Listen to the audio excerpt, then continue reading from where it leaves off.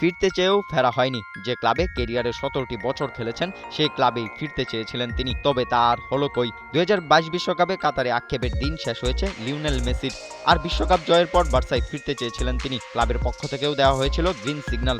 বেতন কমিয়ে $10 মিলিয়ন নিয়ে আসতে চেয়েছিলেন তিনি। এত কিছুর পরও ফেরা হয়নি আপন নিরে। মেসিকে সাইনিং না করিয়ে ৫৫ মিলিয়ন ইউরোতে ফেরান তোরেসকে সাইনিং করায় প্রেসিডেন্ট হুয়ান লাপোর্তা।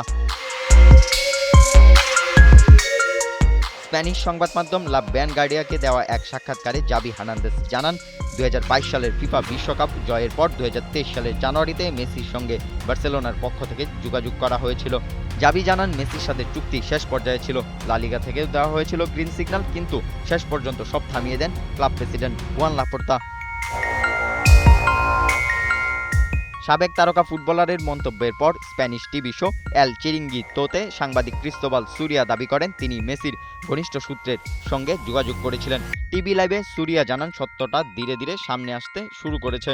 কি হয়েছিল সব এক সময় জানা যাবে। সুরিয়ার দাবি, বার্সেলোনায় ফিরতে ক্লাবের সব শর্তই মেনে নিয়েছিলেন মেসি। এমনকি ফেরার চেষ্টার সময় মেসি নাকি প্রথম বছরের জন্য $10 মিলিয়ন বেতনে খেলতেও রাজি হয়েছিলেন। অবশ্য মেসির বার্সার ফেরার বিষয়টি অস্বীকার করেছেন হুয়ান লাপোর্তা। তিনি জানান, মেসির পক্ষ থেকেই নাকি জানানো হয়েছিল এ চুক্তি হবে না। তবে জাভি হার্নান্দেজ ও ক্রিস্টোবাল সুরিয়ার দাবি, মেসি তখনও বার্সার জার্সি গায়ে জড়ানোর জন্য প্রস্তুত ছিলেন। তবে মেসি নিজে এখনও কোনো প্রতিক্রিয়া জানাননি। রাবিদ বিন হুসাইন, ৭১।